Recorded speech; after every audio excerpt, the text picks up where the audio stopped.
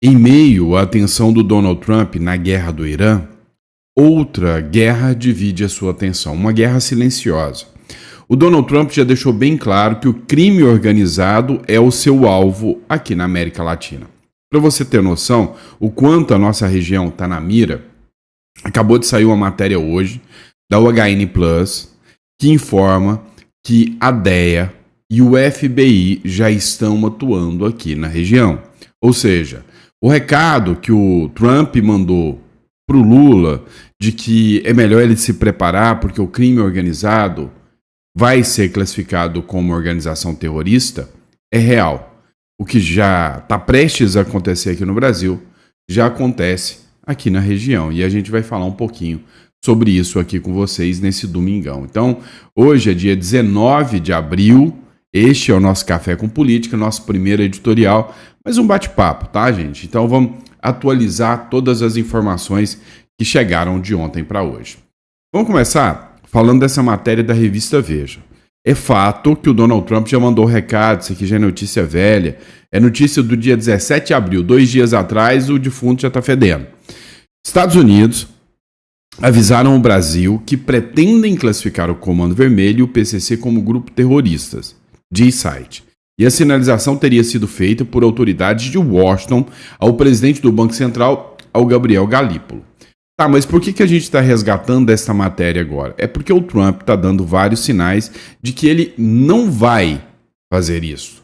Ele já está fazendo isso. Só falta a classificação oficial. A Gazeta do Povo publicou uma matéria também com o seguinte título: Estados Unidos avisam o Galípolo que vão asfixiar financeiramente o crime organizado no Brasil. E aí o Trump ainda afirmou e explicou para o Lula, explicou para o Galípolo: olha, eu não pretendo fazer muito parecido com o que eu fiz com a Venezuela, não. Às vezes custa caro colocar soldados, militares, fechar a costa inteirinha da Venezuela, porque o Brasil é muito maior do que a Venezuela. Eu vou fazer diferente. Com vocês, eu vou atrás do follow the money, eu vou atrás do dinheiro, eu vou atrás do din-din. Agora, por que eu falo que esse recado é tardio? Porque já aconteceu. A gente acabou de ver uma operação contra o crime organizado, fintechs na mira do crime organizado. E aí, existe uma sessão, acho que é a sessão 301 do Congresso norte-americano, que ele faz várias críticas ao uso do crime organizado influenciando na questão econômica brasileira.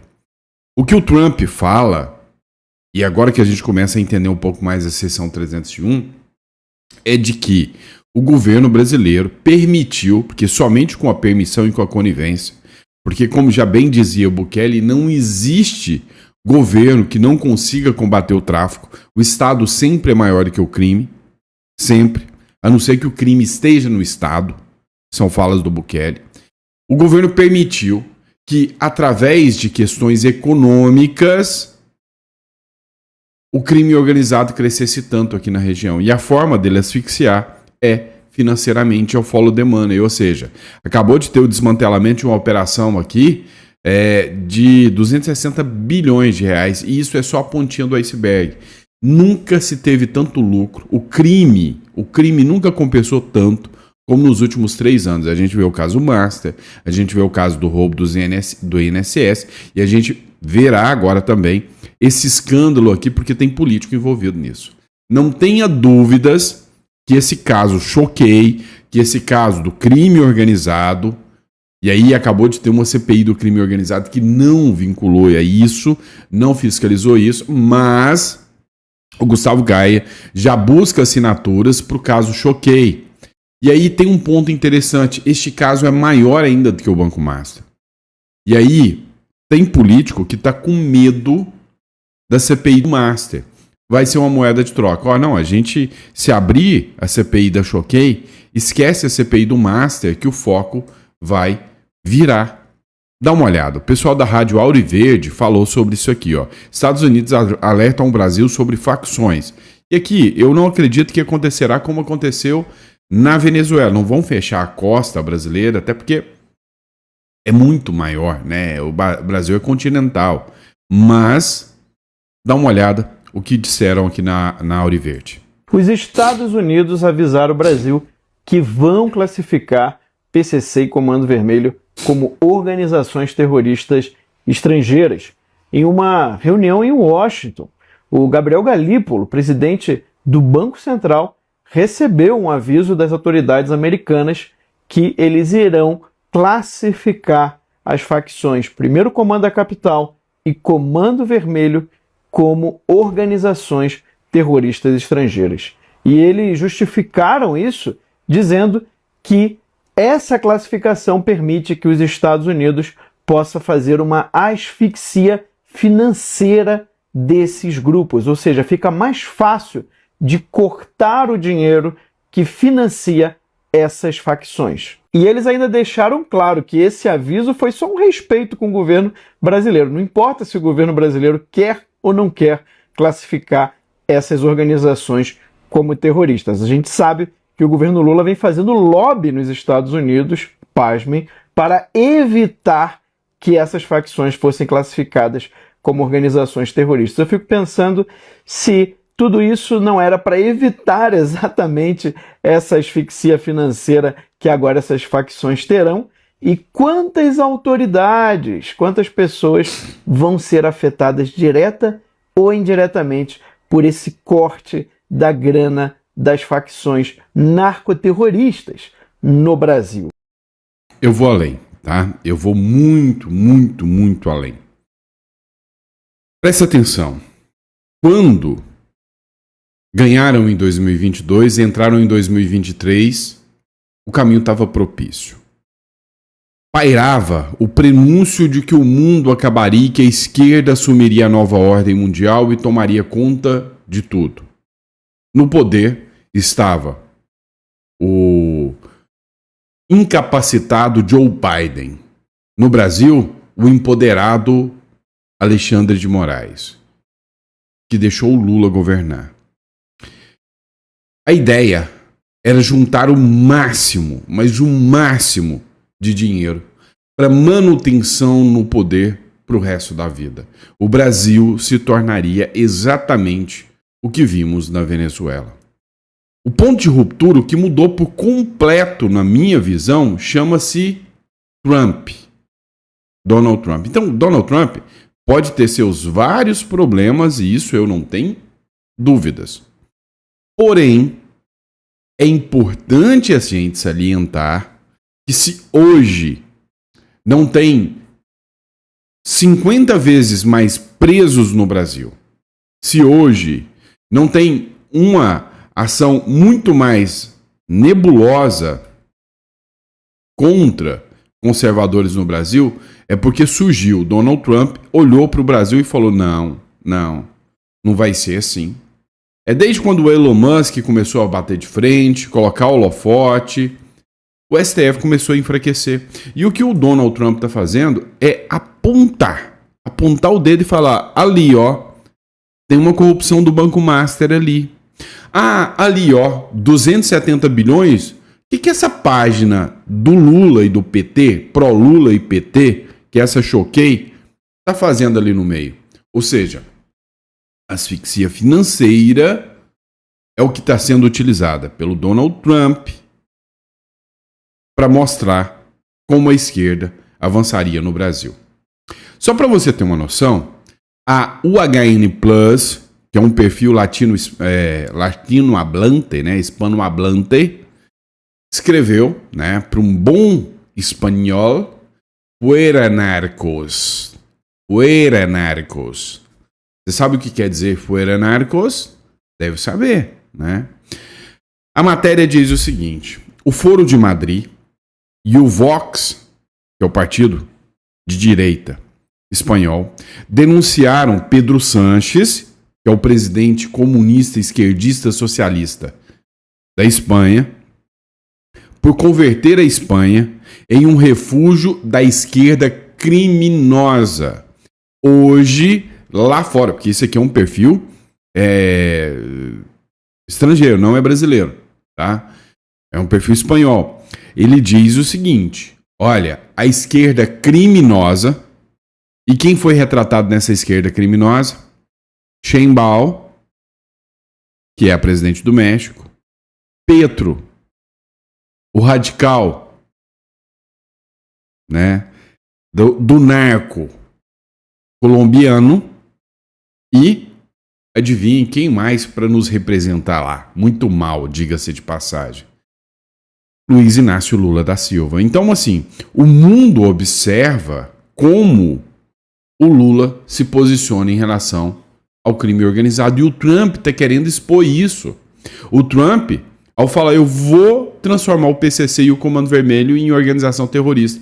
E quando o Lula fala, não, mostra de que lado o Lula tá. Mostra de que lado o Lula tá.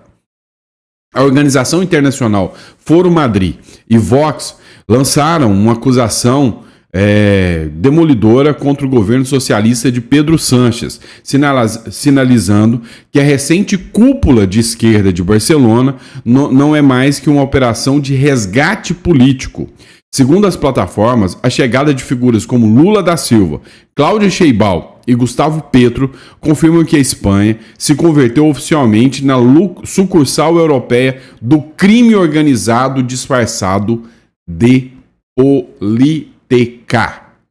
Entendeu o tamanho do negócio? Meu amigo.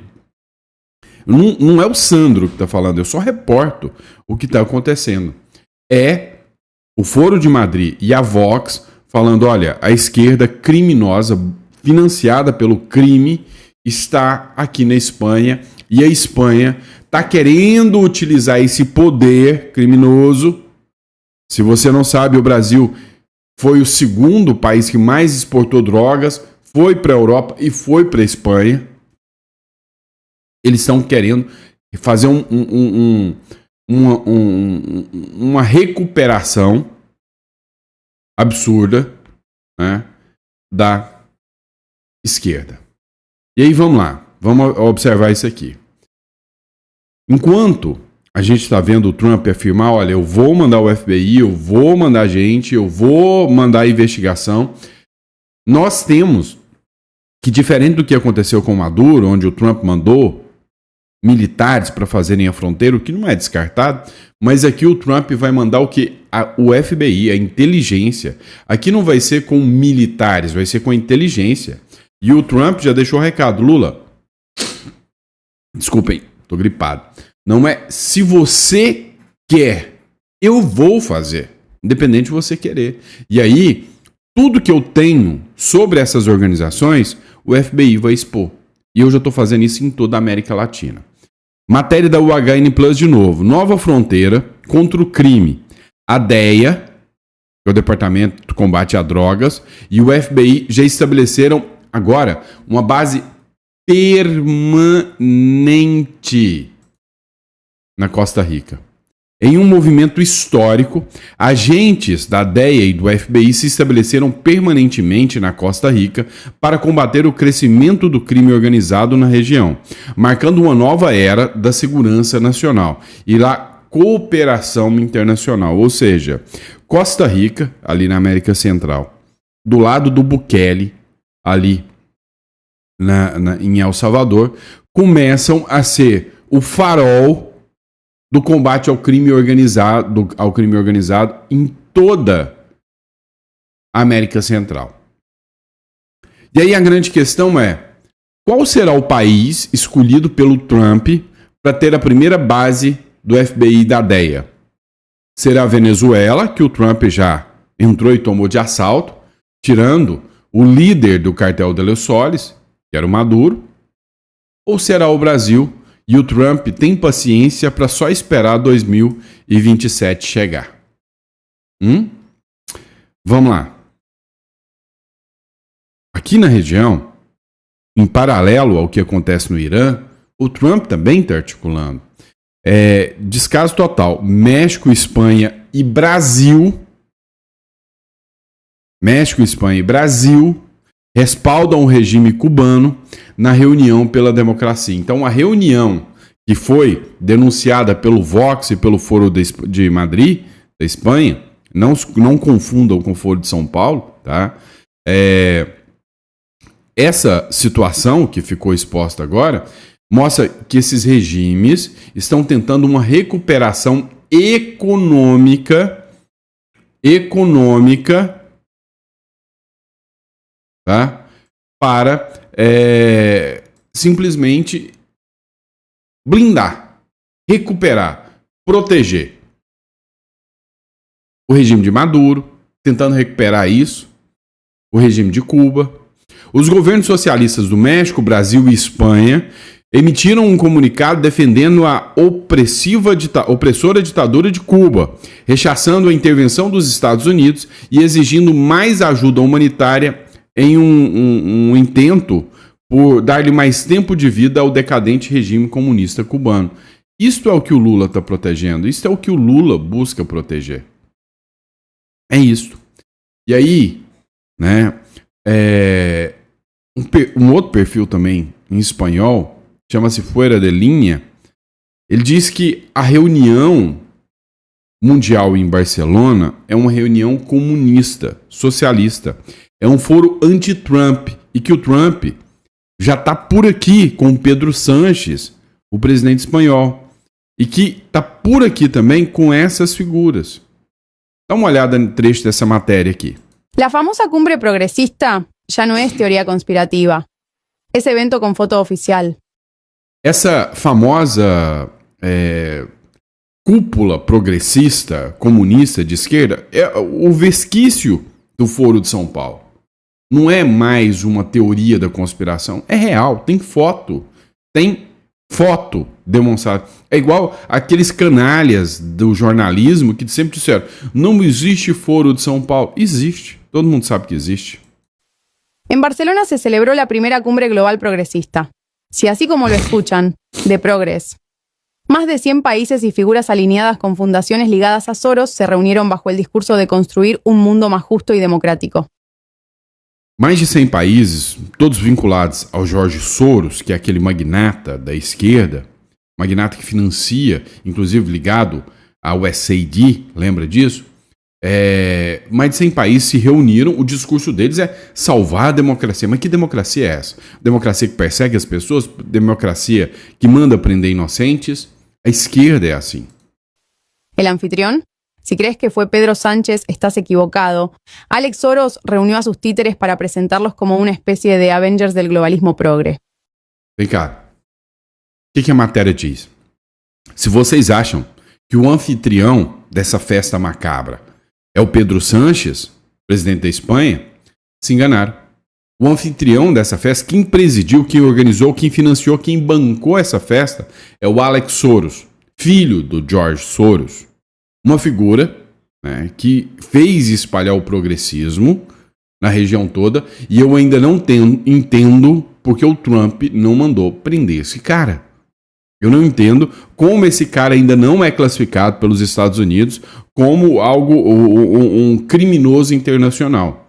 George Soros e Alex Soros.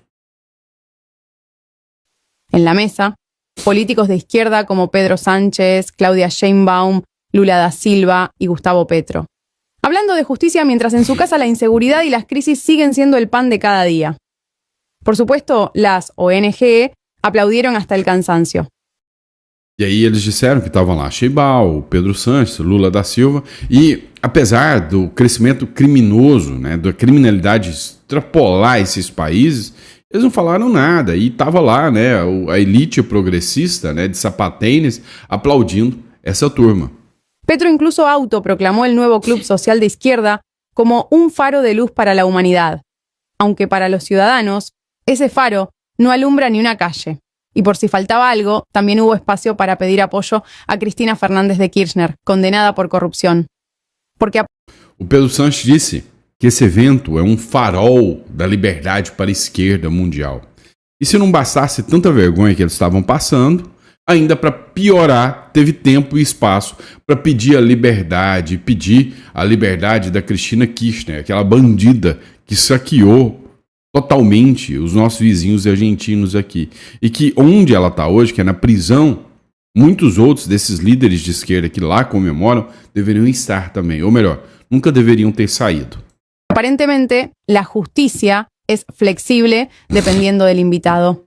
Conclusión: Otro club social donde los integrantes hablan de democracia y justicia mientras evitan hablar de la realidad de los países que gobiernan.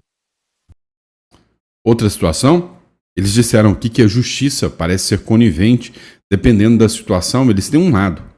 E falou que as figuras que estavam aqui parecem que vivem num mundo paralelo, numa realidade paralela, mas não conseguem entender a realidade dos seus próprios países, né? E dizem que seguem tranquilos todos por um futuro melhor. Futuro melhor para quem? Somente para eles mesmos, né? Somente para eles mesmos. Tá bom?